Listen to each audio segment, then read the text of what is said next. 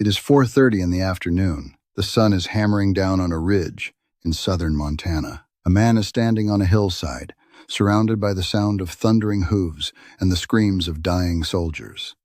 And he knows with absolute certainty that he made the worst decision of his life. Around him, 5 companies of the United States 7th Cavalry are being picked apart, one by one, by a force that he told his superiors he could handle alone. No reinforcements, no retreat, no way out. The warriors encircling him are armed not with bows and tomahawks, like he imagined, but with Winchester repeating rifles, and there are hundreds of them, maybe more than 1,000. His name is George Armstrong Custer, and within 90 minutes, every single man riding under his direct command will be gone. But here is the question nobody asks often enough. Was this a catastrophic failure of American arrogance? Or was it something far more deliberate, an empire picking a fight it had no right to start, with a people who had already been pushed past every possible limit? Welcome to Frontier Uncensored. I am your host, Dustin, and today we are pulling apart one of the most mythologized moments in American history, the Battle of the Little Bighorn. If this is your first time here, hit that subscribe button, because every week we go deep into the stories, the textbooks, glossed over. Now let us go back to where it all began, because this battle did not start on June 25th, 1876. It started with a single word. That word was destiny. Manifest destiny, to be precise. The idea, hammered into the American consciousness from the early 19th century onward, that the United States was divinely ordained to stretch from the Atlantic Ocean all the way to the Pacific. It sounds almost poetic from a distance. On the ground, it was one of the most brutal land seizures in recorded history. The westward movement began slowly at first. President Thomas Jefferson accelerated it dramatically in 1803 when he purchased the Louisiana Territory from France for $15 million, a transaction that effectively doubled the size of the young republic overnight. France, tangled in European warfare and desperate for cash, took the deal. America took the land. And the indigenous peoples who had lived on that land for thousands of years were never consulted. The trickle of settlers became a flood. In 1848, gold was discovered at Sutter's Mill in California. Within 2 years, an estimated 300,000 fortune seekers had poured westward across the continent, cutting through ancient tribal lands, depleting game, contaminating water sources, and bringing diseases against which Native American communities had no immunity. The government codified this displacement into law with the Indian Removal Act of 1830, which gave federal authority to forcibly relocate entire nations from their ancestral territories. And then came the Trail of Tears, perhaps the most nakedly cruel episode of this era. The Cherokee Nation, a people with their own written language, their own constitution, and a sophisticated democratic government, were marched at gunpoint from Georgia to present-day Oklahoma in the 1830s. Thousands perished from cold, disease, and starvation along the way. It was not an accident of history. It was policy. But here is what you need to understand before we get into the battle itself. The Lakota Sioux, the Cheyenne, and their allied nations were watching all of this happen from the Great Plains. They saw what the government did to the Cherokee. They saw what happened to the Comanche, the Apache, the Shawnee, and they made a decision. They would not go quietly. The spark that ignited the war at Little Bighorn was struck not by a warrior, but by a geologist's hammer. In 1874, the United States Army dispatched an expedition into the Black Hills of South Dakota, a region of profound spiritual importance to the Lakota people, known to them as Pahasapa, the center of the world. Leading that expedition was none other than George Armstrong Custer himself. His mission was officially described as a survey, but when his geologists confirmed traces of gold in the creek beds, the results were anything but neutral. The news detonated across the country. Within months, thousands of prospectors were illegally flooding into Black Hills territory, directly violating the Treaty of Fort Laramie, signed just 6 years earlier in 1868. That treaty had guaranteed the Black Hills to the Lakota in perpetuity. It was not a suggestion. It was a legally binding agreement. The United States government simply chose to ignore it. President Ulysses S. Grant responded to the crisis not by enforcing the treaty, but by demanding that the Lakota vacate the Black Hills by January 31st, 1876. Those who refused to comply would be considered hostile and subject to military force. Now, think about that for a moment. The government violated its own treaty, allowed illegal settlers onto protected land, and then declared the legal inhabitants to be the aggressors for not leaving. And here's where it gets interesting, because a lot of the Lakota people were not going to leave, and they had a man to lead them. His name in the Lakota language was Tatanka Yotanka. The world would come to know him as Sitting Bull. Sitting Bull was not simply a war chief. He was a Hunkpapa Lakota holy man, a spiritual anchor for his people in a time of existential crisis. He held ceremonies, he read visions, he counseled patience and courage in equal measure. In 1872, years before the battle, he had a vision of soldiers falling into his camp, like grasshoppers falling from the sky. He told his people what he saw. Most visions are forgotten. This one was not. By the spring of 1876, Sitting Bull's following had grown dramatically. Lakota and Northern Cheyenne bands, who had left or abandoned their reservations, were converging on the valley of the Little Bighorn River in southern Montana. Historians estimate that by June, the encampment stretched for nearly 3 miles along the river's western bank, housing between 10 and 15,000 people, with somewhere between 2,000 and 4,000 warriors ready to fight. This was not a raiding party. This was a nation in arms, defending its homeland. And riding alongside Sitting Bull was perhaps the greatest battlefield tactician the Plains Wars ever produced, a man the Lakota called Tasunke Witko, the man history knows as Crazy Horse. Crazy Horse was unlike any warrior his enemies had ever encountered. He shunned the usual markers of status, the elaborate headdresses, the formal councils. He was quiet, introspective, almost mystical in his bearing. But on the field, he was something else entirely. His specialty was movement. He used the land itself as a weapon, employing hit-and-run tactics that kept the cavalry off balance, striking hard and disappearing before a counterattack could form. Just weeks before Little Bighorn, at the Battle of the Rosebud on June 17th, Crazy Horse led a force that fought General George Crook's column of over 1,000 soldiers to a standstill. Crook retreated. The road to the Little Bighorn was open. So here is the question I want you to hold in your mind for the next few minutes. On one side, you have arguably the most experienced fighting force the Northern Plains had ever assembled, led by visionary commanders who knew every inch of the terrain. On the other side, you have the United States 7th Cavalry, well-equipped but riding blind.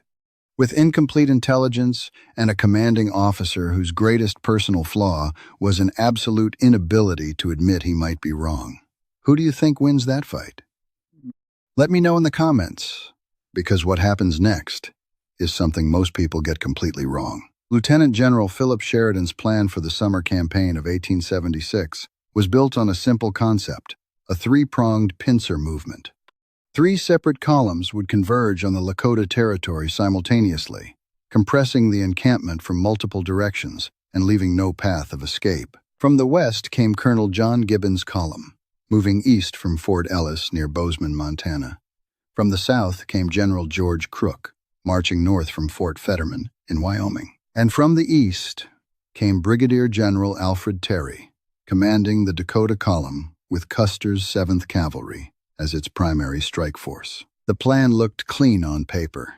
In practice, it was already falling apart before the battle even began. Crook's column had been stopped cold at the Rosebud by Crazy Horse and was no longer advancing. Sheridan did not know this. Terry did not know this. And Custer, riding at the front of the Dakota Column, absolutely did not know this. On the morning of June 25th, Custer's scouts located Sitting Bull's village from a high ridge. The encampment was massive, far larger than anything the army had anticipated. One of Custer's own Crow scouts, a man named Half Yellow Face, reportedly told him the enemy was too numerous to fight. Custer reportedly responded that the 7th Cavalry could handle anything. What happened next defined the entire battle. Instead of waiting for Terry's plan to synchronize, instead of holding position until Gibbon's column could close the trap, Custer made a unilateral decision to attack. Immediately. On June 25th, not the 26th, without coordination, without reinforcements in range. His reasoning, according to accounts from surviving officers, was that a few of his men had been spotted by Lakota warriors while retrieving supplies. He feared the element of surprise was gone, and that the village would scatter before he could strike. So, he chose to go in fast, go in hard, and figure it out from there.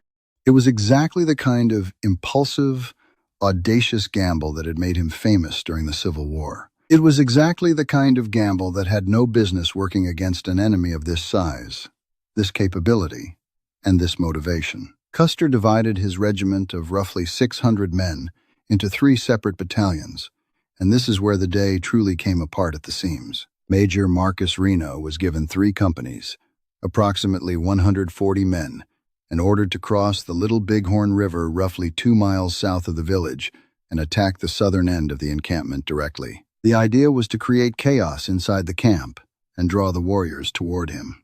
Captain Frederick Benteen took another 3 companies and moved south and west, tasked with sweeping around to cut off any escape in that direction.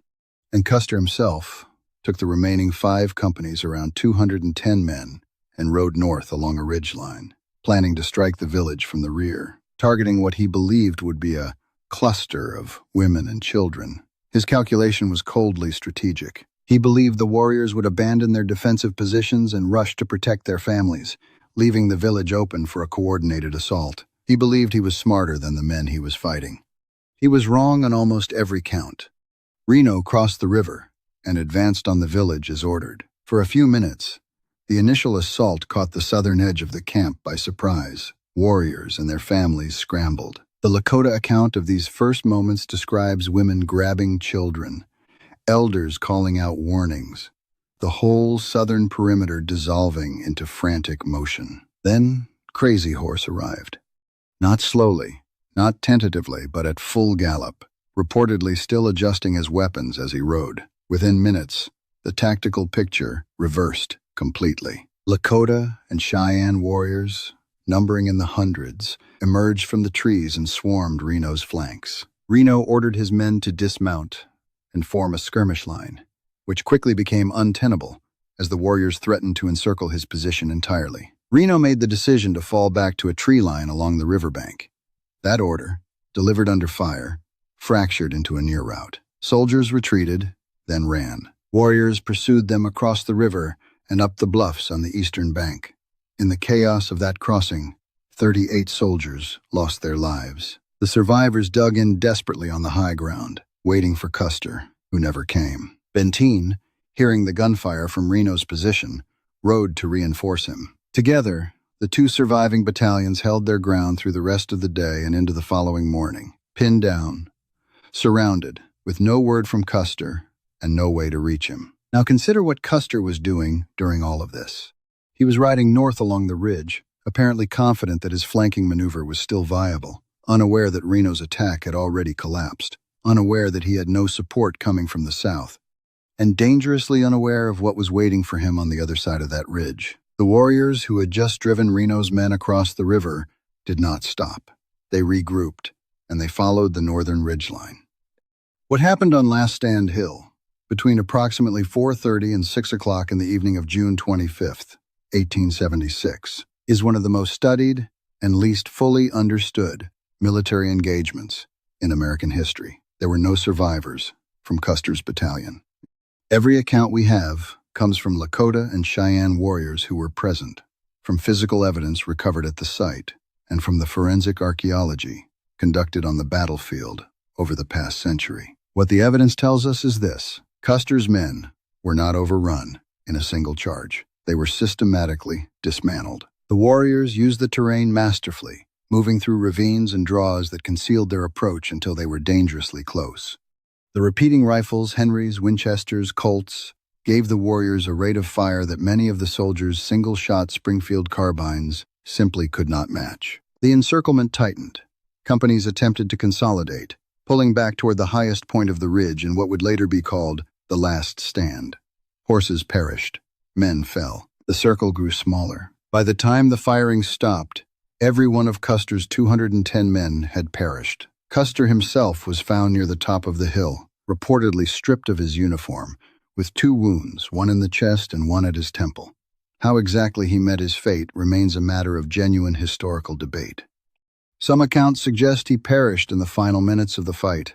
Others suggest he was among the last to go. There are no definitive answers. There never will be. General Terry's column arrived the following day, June 27th, to a scene of profound devastation. The village was gone, dispersed across the plains in dozens of directions. What remained on the hillside was a landscape of fallen men and the terrible evidence of how completely and decisively the battle had been decided. The Lakota and Cheyenne loss figures vary by source, but most estimates place their casualties at fewer than 100 warriors, a stark contrast to the 268 soldiers and attached personnel who perished across the entire engagement. Stop and sit with that for a second. Do you think the outcome could have been different if Custer had simply waited for the coordinated attack? I want to hear your thinking in the comments, because historians have been arguing about this one for 150 years. The immediate reaction in Washington and across American media was fury. The news reached the East Coast on July 4th, 1876 Independence Day, in the middle of a national centennial celebration. The timing made the defeat feel even more shocking, even more personal. The headlines called it a massacre. They called for retribution. Colonel Nelson Miles was dispatched with orders to pursue and subdue the Lakota with maximum aggression through the winter. A brutal season campaign designed not just to fight the warriors, but to destroy the conditions that allowed them to resist. Supply camps were razed. Buffalo herds, already decimated by commercial hunting, were pushed further toward extinction. The strategy was to starve the resistance into submission. It worked. Not quickly, but inevitably. By the spring of 1877, Crazy Horse led what remained of his band to the Red Cloud Agency and surrendered. The man who had never been photographed, who had never signed a treaty, who had fought the United States Army to a standstill, more than once walked in and gave up his weapons. He was held at Fort Robinson, Nebraska. In September of that same year, 1877, while being escorted under guard, Crazy Horse was struck with a bayonet during what accounts describe as a struggle. He perished that night. He was somewhere in his mid-30s. Sitting Bull held out longer. He led his people north across the border into Canada, where they lived for 4 years in increasingly harsh conditions, cold, short of food, pressed by the Canadian government to return. In 1881, he brought his remaining followers back across the border and surrendered at Fort Buford in present-day North Dakota. The Black Hills were formally seized by the United States government. No compensation was offered. The sacred lands at the center of the Lakota world became a national tourism destination. Nearly a century later, in 1980, the United States Supreme Court ruled that the seizure of the Black Hills had been unconstitutional and ordered financial compensation of over $100 million. The Lakota refused the money. They wanted the land. That dispute remains unresolved to this day. So what do we actually take away from all of this? The Battle of the Little Bighorn is almost always told as Custer's story. The general who got too cocky, split his forces, underestimated the enemy, and paid the ultimate price. And that narrative is not wrong, exactly, but it is dangerously incomplete. Custer did not simply stumble into a tactical mistake. He was the visible edge of a policy machine that had been grinding through treaty after treaty for decades, taking land, breaking promises, and redefining the people living on that land as obstacles rather than nations.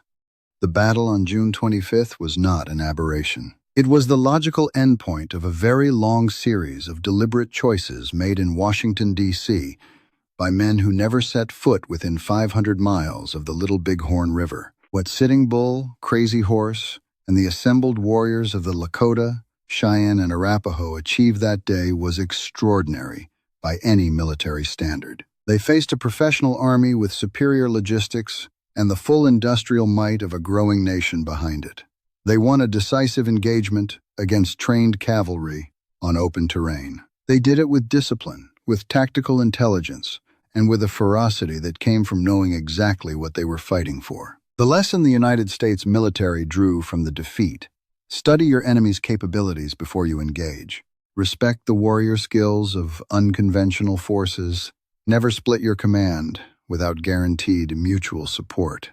Those lessons are still taught in military academies today. Not the political lessons. Those are still being worked out. The Battle of the Little Bighorn did not save the Lakota Nation from what came next. The land was taken anyway. The reservations came anyway. The boarding schools came anyway. But for one afternoon in the summer of 1876, on a hillside above a winding river in Montana, the resistance held. Every soldier who charged into that valley underestimated the people waiting on the other side, and the people on the other side made them understand, in terms no historian can soften, exactly what that underestimation cost. Sitting Bull said it plainly before the battle. He said his people did not want war. He said they wanted to be left alone on the land they had always lived on. History rarely gives people that choice. But when the choice is forced, some people fight back in ways that echo for 150 years. That is the real story of the Little Bighorn. If this one got your mind turning, and I hope it did, drop your thoughts in the comments. What do you think the outcome would have looked like if the Treaty of 1868 had simply been honored? Is there any version of westward expansion that does not end in this kind of devastation? I read every single one of your comments, and some of you come in with perspectives that genuinely change how I look at these stories. If you are new here, welcome to Frontier Uncensored. Subscribe so you do not miss what we are covering next. Until then, stay curious, stay honest,